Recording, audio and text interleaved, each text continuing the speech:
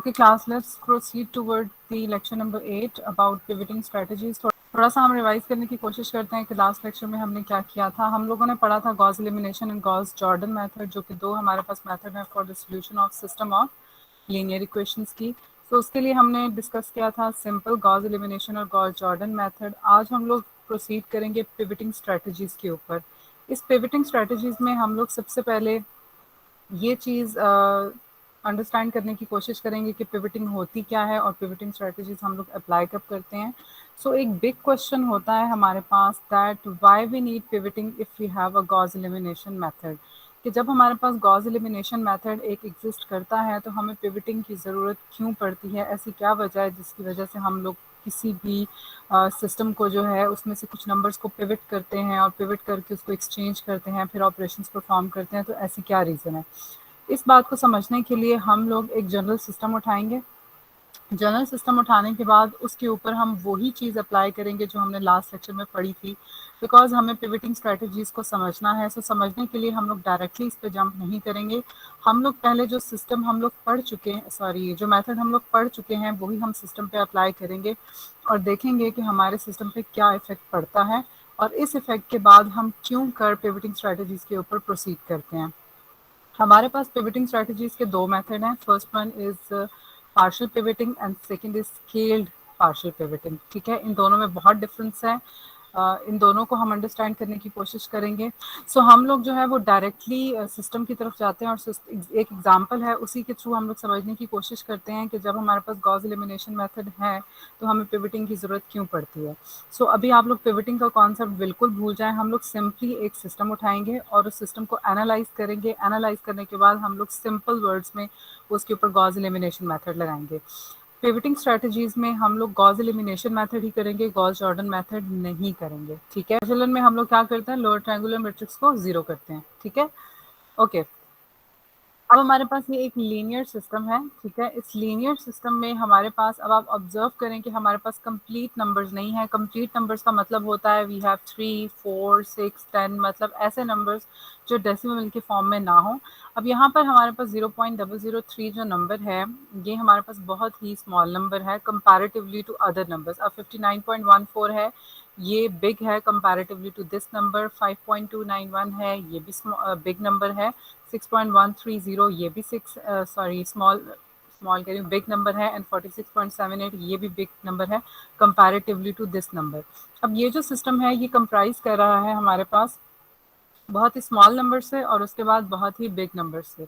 ये जितने बाकी नंबर्स हैं, ये हो गया, दिस वन, ये क्लोज नंबर्स हैं। लेकिन इनके कंपैरेटिव में अगर हम इसको देखें सो वी हैव 0.003, बहुत ही स्मॉल नंबर है। जब हमारे पास इस तरह के सिस्टम आते हैं तो इस पे यूजुअली हमारे पास गॉस एलिमिनेशन मेथड फेल होता है। अभी हम इसको अंडरस्टैंड करते हैं कैसे फेल होता है।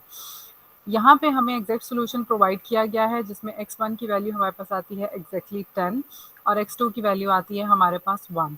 अब यहाँ पर जितने भी आप नंबर्स देख रहे हैं ये सारे 4 सिग्निफिकेंट डिजिट्स हैं। ठीक है, सबके सब नंबर जो है वो 4 सिग्निफिकेंट डिजिट्स हैं और जो हमें आंसर्स प्रोवाइड किए गए हैं वो भी 4 सिग्निफिकेंट डिजिट्स तक ही प्रोवाइड किए गए हैं। ठीक है, अब हम लोग क्या करेंगे, इसको सबसे पहले अपना ऑगमेंटेड मैट्रिक्स बनाएंगे। हम गॉस एलिमिनेशन मेथड जो हमने पढ़ा है हम इस एग्जांपल को उससे सॉल्व करने जा रहे हैं और देखेंगे कि इस पर क्या इफेक्ट पड़ता है। तो सिंपली आपने इसका ऑगमेंटेड मैट्रिक्स बना लेना है। ऑगमेंटेड मैट्रिक्स बनाने के बाद आप लोगों ने इस वाली टर्म को करना है जीरो। हमने इसमें कोई इंटरचेंज नहीं की, टर्म्स जैसे सिस्टम था वैसे का वैसे मैंने लिया और वैसे लेने के बाद मैंने इस वाली पोजीशन पे इसको कर दिया है जीरो। अब जो भी ऑपरेशंस परफॉर्म होते हैं जैसे जीरो करना है, it's totally up to you, जैसे मर्जी आप लोग इसको जीरो बनाएं। अब ये जीरो बनाने के बाद आपके पास यहाँ पर हम बैक सब्सटीट्यूशन करेंगे। बैक सब्सटीट्यूशन करने से हमें जो आंसर्स मिलते हैं वो मिलते हैं x1 is equals to -10 and x2 is equals to 1.001। अब अगर आप नोटिस करें तो हमारे पास जो एग्जैक्ट सोल्यूशन था x1 का वो था 10। ठीक है, और जो हमारे पास गॉस एलिमिनेशन मेथड से सॉल्व करने के बाद आया है वो आपके पास आया है -10। सो ये तो टोटली ऑपोजिट नंबर्स हैं, मतलब एक पॉजिटिव 10 है एक नेगेटिव 10 है और ये बहुत ज़्यादा गैप है। अगर हम दूसरे को देखें तो हमारे पास है x2 इज इक्वल टू 1.000 और यहाँ पर जो हमारे पास आया है वो आया है 1.001। तो इसमें स्लाइड सा डिफरेंस है तो इतना एक्सेप्टेबल होता है, लेकिन ये जो दो है x1 की वैल्यूज ये टोटली ऑपोजिट हैं एक दूसरे के। तो इसका मतलब यहाँ से हमें ये बात समझ आती है कि हमारे पास जब भी कोई ऐसा सिस्टम हो जहाँ पर हमारे पास डेसिमल इन्वॉल्व हो रहा हो, तो उसमें हमारे पास usually Gauss elimination method fail हो जाता है। ठीक है, अब यहाँ पर जैसे हमने इसको जीरो बनाया तो हमारे पास बहुत ही स्मॉल नंबर था और जीरो बनाने के बाद जो हमारे पास डिजिट्स आ रहे हैं वो हमारे पास बहुत ही बिग नंबर्स आ रहे हैं। ठीक है, तो इस केस में हम इसकी ग्राफिकल रिप्रेजेंटेशन देखते हैं। This is our x1 and this is our x2। ये E1 हमारे पास रिप्रेजेंट कर रही है जो हमारे पास लीनियर इक्वेशन है एक, यानी E1 हमारे पास लीनियर इक्वेशन 1 है और E2 हमारे पास लीनियर इक्वेशन 2 है।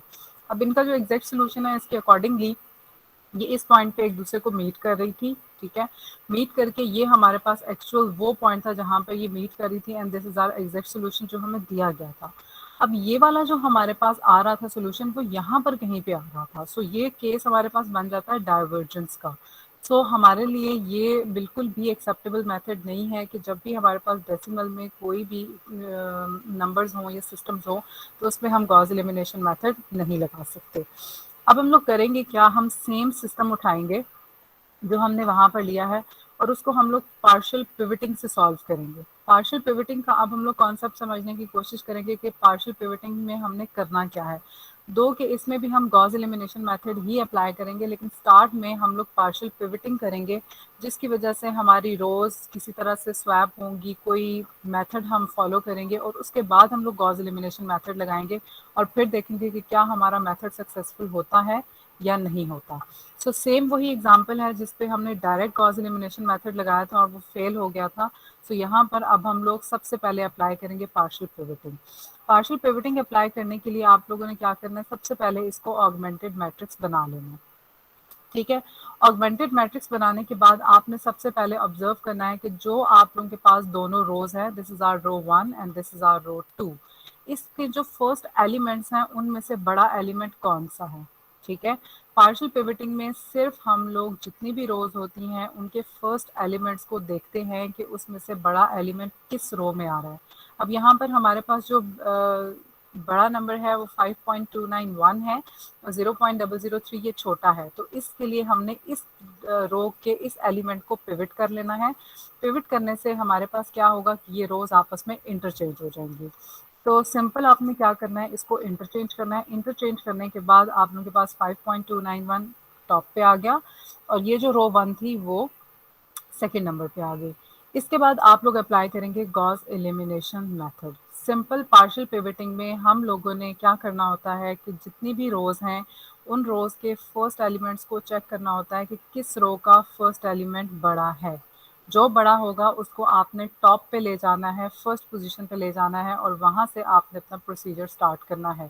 टॉप पे लेके जाएंगे, उसके बाद डायरेक्टली आपने गॉस एलिमिनेशन मेथड अप्लाई करना है। गॉस एलिमिनेशन मेथड जब आप अप्लाई करेंगे तो उसके बाद ऑब्वियसली आप लोगों के पास सिर्फ और सिर्फ आपने जीरोस बनाने हैं। सो अब हमने क्या करना है कि ये जो हमारे पास टर्म थी इसको हमने बनाना है ज़ीरो। तो यहाँ पर आप ऑपरेशन परफॉर्म करेंगे, जो भी सूटेबल है इसको आप ज़ीरो करेंगे। ज़ीरो करने के बाद आपने बैक सब्सटीट्यूशन करनी है और बैक सब्सटीट्यूशन करने से हमें जो आंसर मिला है वो x1 10 है और x2 1.000 है। अब यहाँ पर जो आपको एग्जैक्ट वैल्यूज दी गई थी, अब हमारे x1 और x2 की वैल्यू जो है वो एग्जैक्टली सेम वैल्यू आई है। ठीक है, अब आप इसको अगर एग्जैक्ट वैल्यूज दी गई हैं तो फिर तो बहुत अच्छी बात है, आप इसको वेरीफाई वहीं से कर लोगे कि हाँ आपकी सेम वैल्यूज आ गई हैं। बट अगर आपको नहीं दी गई तो फिर आपने इसको x1 और x2 को बैक सब्सटीट्यूट करना है अपनी मेन इक्वेशंस में। आपकी दोनों इक्वेशन सेटिस्फाई करनी चाहिए, ये वाली जो है सेटिस्फाई करेंगी तो आपका आंसर ठीक है, नहीं करेंगी तो गलत है। अब अगला क्वेश्चन ये आता है कि अगर हमारे पास इस तरह के नंबर्स हैं जिसमें हमारे पास बहुत स्मॉल्स और बहुत बिग नंबर का कॉम्बिनेशन है, उसमें एक तो चीज़ क्लियर हो गई कि हमारे पास जो गॉस एलिमिनेशन मेथड है वो फेल हो जाता है। दूसरी चीज़ हमारे पास ये आती है कि हमारे पास पार्शियल पिवटिंग है, उससे हमने इसको सक्सेसफुल बना लिया। अब हम एक और एग्जांपल लेते हैं और उससे हम लोग चेक करते हैं कि क्या हमारी पार्शियल पिवटिंग हमेशा सक्सेसफुल रहती है या वो भी किसी कंडीशन पे जाके फेल हो जाती है। ठीक है, अब जो प्रीवियस सिस्टम था उसमें हमारे पास बहुत स्मॉल नंबर्स थे और उसके कंपैरेटिव में हमारे पास 2 डिजिट्स डेसिमल से पहले 2 डिजिट्स की वैल्यूज थी, जैसे 30, 40, 59, 60, इस तरह की टर्म्स थी। अब हम यहाँ पर एक और लीनियर सिस्टम ले रहे हैं जिसमें हमारे पास अगेन 30 है, 5.29 है, 6.13 है, 46 है, और उसके साथ हमारे पास बहुत ही बिग नंबर्स का कॉम्बिनेशन है। पिछले सिस्टम में हमने क्या लिया, इन सारे नंबर्स के साथ हमने स्मॉल वैल्यूज जो थी वो ली, और अब यहाँ पर इस केस में हम लोगों ने बहुत बिग वैल्यू ली है। तो अब एक तो चीज़ हमें पता है कि हमारा गॉस एलिमिनेशन मेथड सक्सेसफुल नहीं होगा, पहली चीज़, वो तो हम अप्लाई नहीं कर सकते। लेकिन दूसरी जो हमें सक्सेस मिली वो हमें मिली पार्शियल पिवटिंग पे। अब हमने इस एग्जांपल में डायरेक्टली पार्शियल पिवटिंग से सॉल्व करेंगे, और पार्शियल पिवटिंग से सॉल्व करने से हम लोग ये चेक करेंगे कि क्या हमारे पास पार्शियल पिवटिंग हर कंडीशन पे, हर किस्म के सिस्टम पे एप्लीकेबल है और सक्सेसफुल होती है या नहीं होती है। ठीक है, अब यहाँ से हम समझने की कोशिश करते हैं कि क्या हमें सक्सेस मिलती है या अगेन हमारा जो पार्शियल पिवटिंग है वो फेल हो जाता है। तो इसमें भी हमें एग्जैक्ट सोल्यूशन प्रोवाइड किया गया है। x1 आपके पास 10 है, x2 हमारे पास 1.000 है। अब ये जो आपके पास एग्जैक्ट सॉल्यूशंस हैं, अब यहाँ पर हम लोगों ने डायरेक्टली अप्लाई करना है पार्शियल पिवटिंग, और पार्शियल पिवटिंग के बाद हम लोग गॉस एलिमिनेशन मेथड को अप्लाई करेंगे। तो पार्शियल पिवटिंग के अकॉर्डिंग हमारे पास जो दो रोज हैं उनके फर्स्ट एलिमेंट को चेक करेंगे। This is R row 1 and this is R row 2। तो इसका जो फर्स्ट एलिमेंट है वो 30 है और इसका 5.291 है। सो ऑब्वियसली हमारे पास 30 बिग है। तो ये जिस तरह आपके पास सिस्टम है इसी तरह से हम इसको ऑगमेंटेड मैट्रिक्स में शिफ्ट करेंगे, और ऑगमेंटेड मैट्रिक्स में शिफ्ट करने के बाद हम लोग इसको बनाएंगे 0। ठीक है, सो this is my augmented matrix. Augmented matrix के बाद मैंने सिंपली क्या किया है कि ये वाली जो आपके पास टर्म थी इसको 0 बनाया है। बैक सब्सटीट्यूट करेंगे, बैक सब्सटीट्यूट करने से अगेन हमें जो आंसर मिला है वो मिला है x1 is equals to -10 and x2 is equals to 1.001। अब यहाँ पर आप देखें तो इसमें फिर स्लाइड सा चेंज है इन दोनों वैल्यूज में, लेकिन आपके पास जो ये वाली वैल्यूज आ रही हैं x1 एंड x2, ये प्रीवियस सिस्टम की तरह हमारे पास ऑपोजिट वैल्यूज दे रही हैं, जो कि आपके पास केस ऑफ डाइवर्जेंस है। ठीक है, सो यहाँ से भी हमें एक बात समझ आई कि अगर हमारे पास कोई ऐसा सिस्टम है जिसमें बहुत बिग नंबर्स हैं और उसके साथ हमारे पास बहुत स्मॉल नंबर्स का कॉम्बिनेशन आता है, तो उसमें हमारे पास पार्शियल पिवटिंग भी फेल हो जाती है। क्लियर हो गई ये बात। अब जब पार्शियल पिवटिंग फेल हो जाती है तो हमारे पास एक और टेक्निक आती है पिवटिंग स्ट्रेटजीज के अंदर, जो कि हमारे पास कहलाती है स्केल्ड पार्शियल पिवटिंग। ठीक है, अब हमारे पास यही जो सिस्टम था जो हमने फेल कराया है पार्शियल पिवटिंग से, इसके ऊपर हम लोग स्केलिंग करेंगे। स्केलिंग कैसे करेंगे, स्केलिंग करके हम लोग पार्शियल पिवटिंग अप्लाई करेंगे और फिर देखते हैं कि हमारे पास सिस्टम पे क्या इफेक्ट आता है। सेम वही सिस्टम उठाया है जिस पे हम लोगों ने फेल करवाया था मेथड को, इसी सिस्टम के ऊपर अब हम लोग अप्लाई करेंगे स्केल पार्शियल पिवटिंग। सबसे पहले स्केलिंग करेंगे, फिर हम पार्शियल पिवटिंग अप्लाई करेंगे, फिर हम गॉस एलिमिनेशन मेथड अप्लाई करेंगे। Right, so first of all आपने इसको ऑगमेंटेड मैट्रिक्स में शिफ्ट कर लेना है। ठीक है, उसके बाद this S I is equals to max and A I J. इसमें आपने क्या करना है कि ये जो आपके पास ए मैट्रिक्स बनता है, this is our A matrix, आप लोग सबसे पहले इसको ऑगमेंटेड मैट्रिक्स में लिख लोगे। ठीक है, ऑगमेंटेड मैट्रिक्स में लिखने के बाद आपने क्या करना है कि जो this is your row 1 and this is your row 2। Row 1 में जितने भी एलिमेंट्स हैं आप लोगों के पास उनका आप लोगों ने ले लेना है मॉड। ठीक है, इसकी मैं बात नहीं कर रही, this is a constant term, इसको हमारा इसके साथ कोई कंसर्न नहीं है, हम लोगों ने सिर्फ मैट्रिक्स ए को देखना है। ठीक है, अब यहाँ पर आपके पास जो रो 1 है उसमें आपने इसका मॉड लेना है। मॉड का फायदा ये होता है कि हमारे पास जो नेगेटिव साइन होता है वो एब्जॉर्ब हो जाता है, और एब्जॉर्ब होने के बाद हमारे पास इजीली ये चीज़ आ जाती है कि इसमें से बड़ी वैल्यू कौन सी है, छोटी वैल्यू कौन सी है, बिकॉज नेगेटिव साइन जो है वो बहुत ज़्यादा टेंशन क्रिएट करता है। ठीक है, तो यहाँ पर आप लोगों के पास ये जनरल फॉर्म है स्केलिंग फैक्टर फाइंड आउट करने की। सबसे पहले हम लोगों ने स्केलिंग फैक्टर फाइंड आउट करना है। सो इन दोनों नंबर्स का आपने मॉड लेना है, और मॉड लेने के बाद आपने चेक करना है कि इसमें से बिग नंबर कौन सा है। सो यहाँ पर अब आप देखें कि हमारे पास है 30.00, ये आपके पास स्मॉल नंबर है कंपैरेटिवली टू 591400। तो इसमें जो हमारे पास फर्स्ट स्केलिंग फैक्टर आता है वो आता है 591400। इसी तरह से हम रो 2 की बात करेंगे। रो 2 में अगेन आपने मॉड लेना है इन दोनों वैल्यूज़ का। मॉड लेने के बाद आपका नेगेटिव साइन एब्जॉर्ब हो जाएगा। एब्जॉर्ब होने के बाद फिर आपने चेक करना है कि इन दोनों में से बिग वैल्यूज कौन सी है। So obviously we have 6.130। So this is our scaling factor 2। अब जितनी रोज होंगी उतनी रोज के हिसाब से हमारे पास यहाँ पर स्केलिंग फैक्टर आएंगे। यहाँ पे 2 रोज थे तो 2 आए हैं, 3 रोज होंगी तो 3 स्केलिंग फैक्टर आएंगे। 4 रोज होंगी तो 4 आएंगे। जितने भी आपके पास रोज आएंगी उतने ही हमारे पास स्केलिंग फैक्टर होते हैं, और स्केलिंग फैक्टर पूरे सिस्टम में सिर्फ एक दफ़ा ही फाइंड आउट किए जाते हैं, हर दफ़ा आपने फाइंड आउट नहीं करना। अब जब आपने स्केलिंग फैक्टर फाइंड आउट कर लिए, उसके बाद हमने करनी है स्केलिंग। स्केलिंग कैसे करते हैं कि हमारे पास जो जितनी भी रोज होती हैं उनके फर्स्ट एलिमेंट जो होते हैं उनके साथ हम उनके स्केलिंग फैक्टर्स को करते हैं डिवाइड, सिर्फ फर्स्ट के साथ। अब हमारे पास ये रो 1 है, रो 1 का जो फर्स्ट एलिमेंट है वो है 30.00x1, ठीक है। इसके साथ आपका ये जो स्केलिंग फैक्टर आया था फर्स्ट रो का, वही हमने डिवाइड करना है, ठीक है। इसी तरह से आपके पास रो 2 का जो फर्स्ट एलिमेंट है वो है 5.291, उसके साथ हमने उसी का स्केलिंग फैक्टर जो है वो डिवाइड करना है। डिवाइड करने के बाद हमारे पास कुछ इस तरह की वैल्यूज आ जाते हैं, दिस इज 30.00।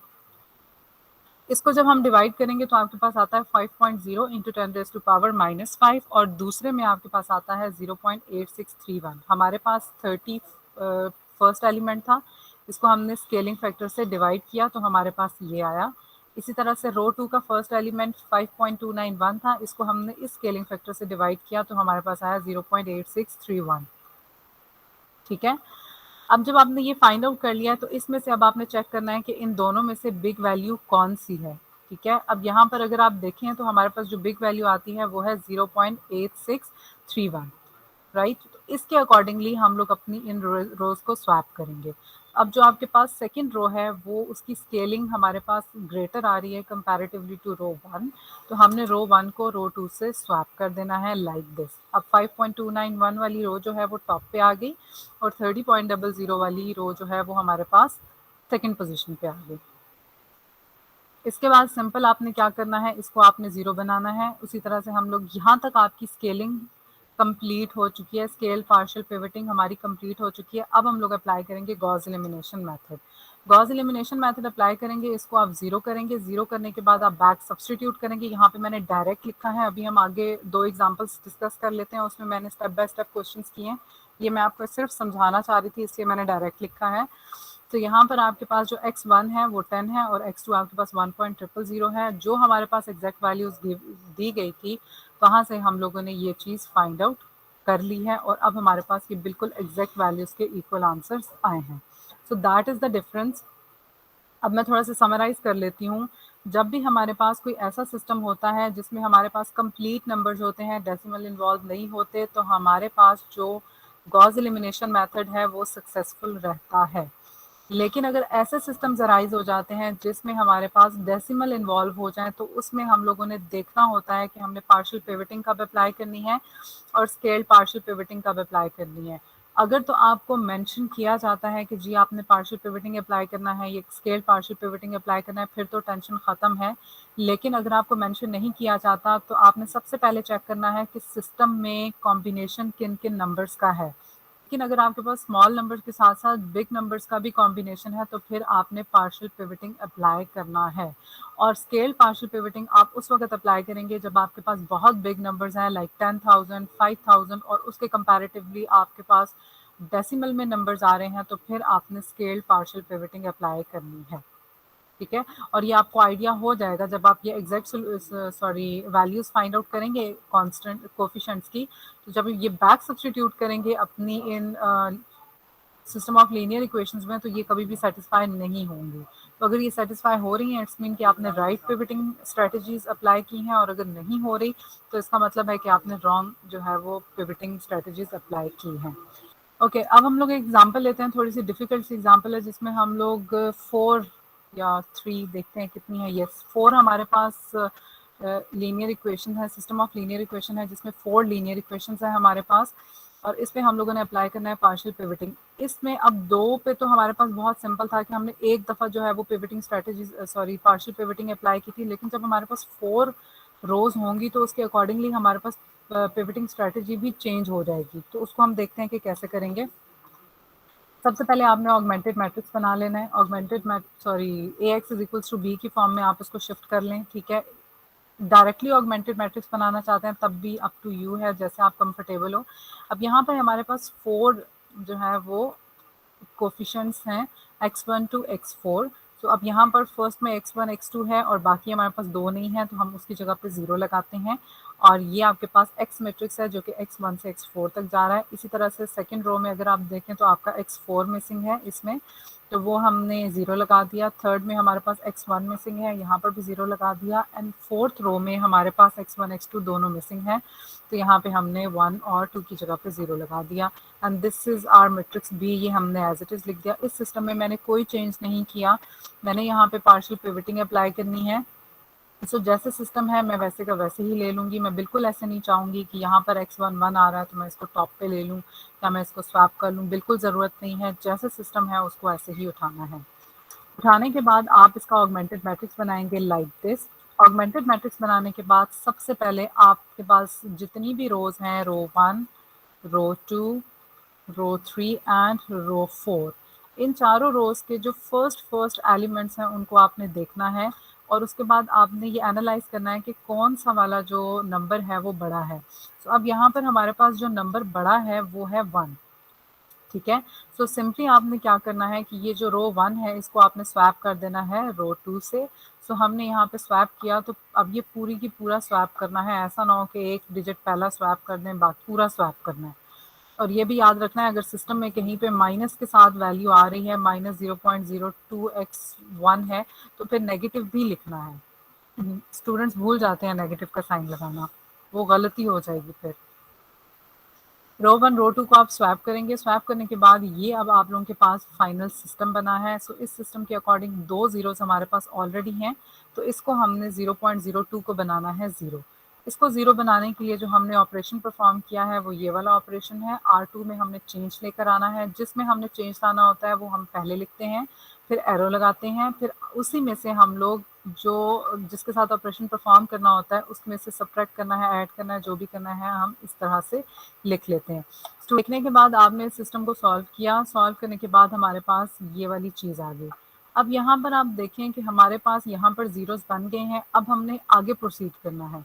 अब आगे प्रोसीड करने का तरीका ये है कि अब हमारे पास ये वाली चीज़ बच गई है। आपने इस फर्स्ट कॉलम को और फर्स्ट रो को इग्नोर कर देना है, बिकॉज हम इसको प्ले कर चुके हैं, हम 0 बना चुके हैं। नाउ नेक्स्ट टारगेट है हमारे पास ये वाला। अब ये जो आपके पास आया है इसमें अगेन आपने क्या करना है कि नोटिस करना है कि इनके फर्स्ट एलिमेंट्स में बिग एलिमेंट कौन सा है, बिग नंबर कौन सा है। तो इसमें अब हमारे पास अगेन 1 है, तो हम रो 2 और रो 3 को आपस में स्वैप करेंगे। स्वैप करने के बाद हमारे पास कुछ इस तरह का सिस्टम बन जाएगा, ठीक है। इसको हम इग्नोर कर रहे हैं। अब आपने इस वाली टर्म को बनाना है 0 -0.03 को। तो 0 बनाने के लिए हम लोग ये ऑपरेशन परफॉर्म करेंगे। ये ऑपरेशन परफॉर्म करने के बाद हमारे पास ये भी हो गया 0। अब हमारे पास जो बच गई है टर्म वो ये 2 रोज बच गई हैं, क्योंकि हमें यहाँ पर फिर बनाना है 0। तो 0 बनाने के लिए हम लोग अगेन क्या करेंगे कि सबसे पहले हम चेक करेंगे कि इन दोनों में से बिग वैल्यू कौन सी है, 0.04 और 100 में से, ठीक है। सो हमारे पास ऑब्वियसली 100 बड़ी है, तो 100 को हम लोग क्या करेंगे, सॉरी रो 4 और रो 3 को हम लोग स्वैप करेंगे। स्वैप करने के बाद हमारे पास सिस्टम इस तरह का जनरेट हो जाएगा, यानी ये जो 100 था रो 3 और रो 4 आपस में इंटरचेंज हो गए।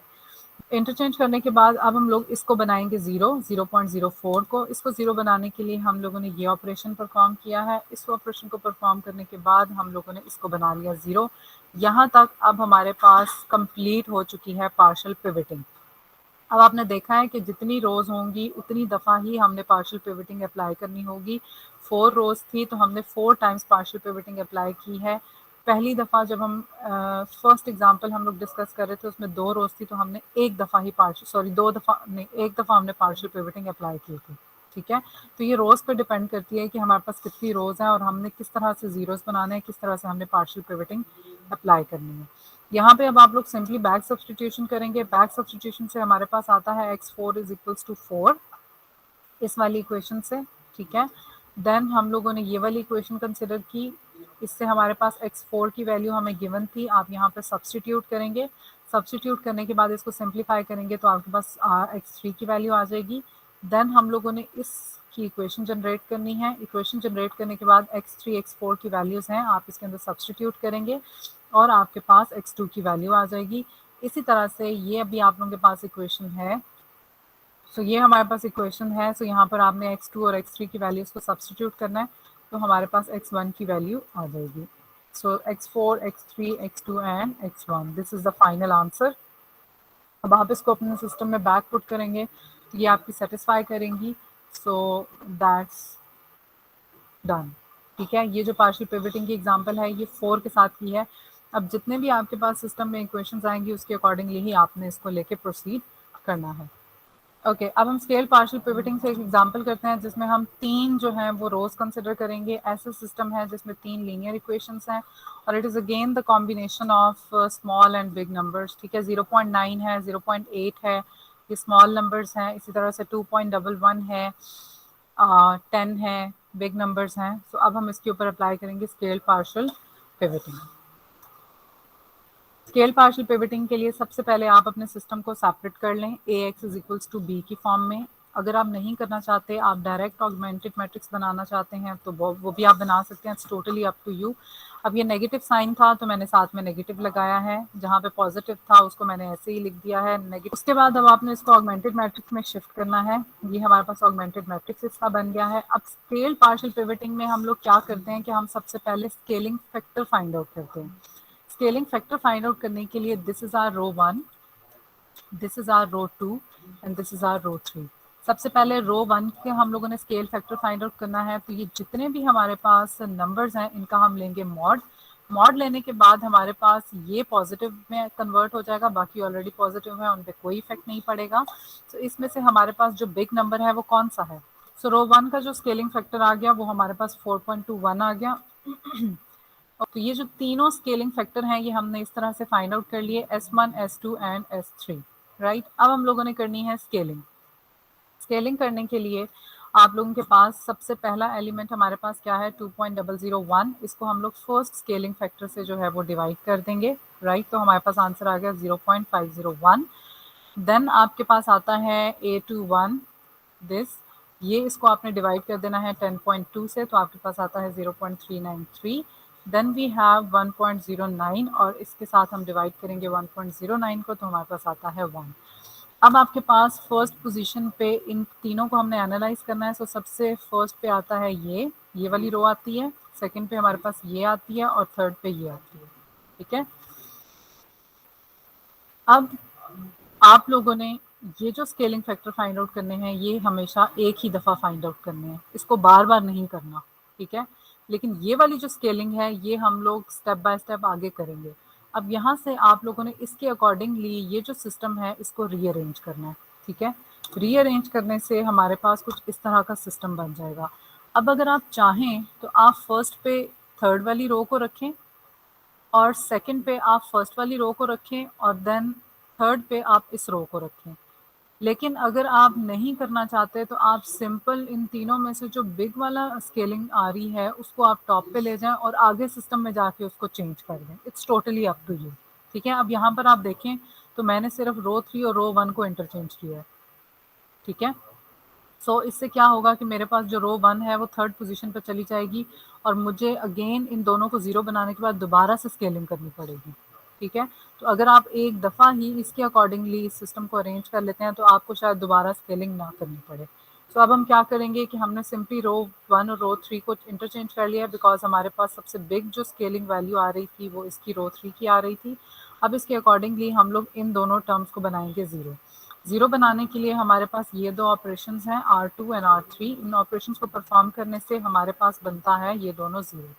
अब ये 0 बन गए हैं तो हम इसको भूल जाएंगे। अब हमारे पास नेक्स्ट जो है वो हमारे पास है ये वाला सिस्टम। अब इस सिस्टम के अकॉर्डिंग अगेन आपने स्केलिंग फैक्टर फाइंड आउट करना है। सॉरी, स्केलिंग फैक्टर ऑलरेडी हमारे पास है, ये S2 है हमारे पास और ये S3 है आपके पास। अब आप दोबारा से इसकी करेंगे स्केलिंग। स्केलिंग कैसे करेंगे कि ये आपके पास R2 का फर्स्ट एलिमेंट है, इसको आपने इससे डिवाइड करना है और ये आपके पास रो 3 का फर्स्ट एलिमेंट है, इसको आपने इससे डिवाइड करना है। डिवाइड करेंगे तो आपके पास कुछ इस तरह के टर्म्स आ जाएंगी। ठीक है, 6.57 ओवर 10.2 एंड 6.12 ओवर 1.09। अब इसमें से आपके पास बिग वैल्यू कौन सी है? ये S3 की आती है। सो अब आपने R2 को R3 से इंटरचेंज करना है। इंटरचेंज करने से आपके पास इस तरह का सिस्टम जनरेट हो जाएगा।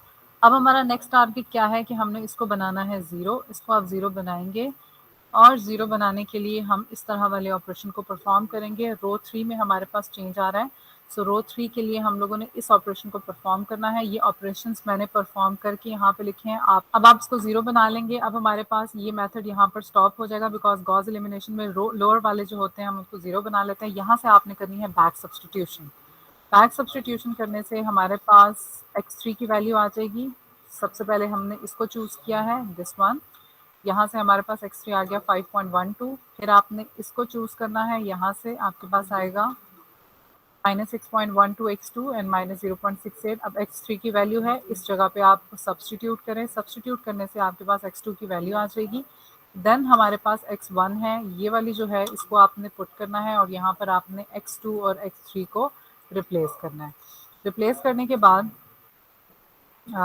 सिंप्लीफाई करेंगे। सिंप्लीफाई करने से आपके पास जो है वो वैल्यू आ जाएगी which is x1 is equals to -0.431।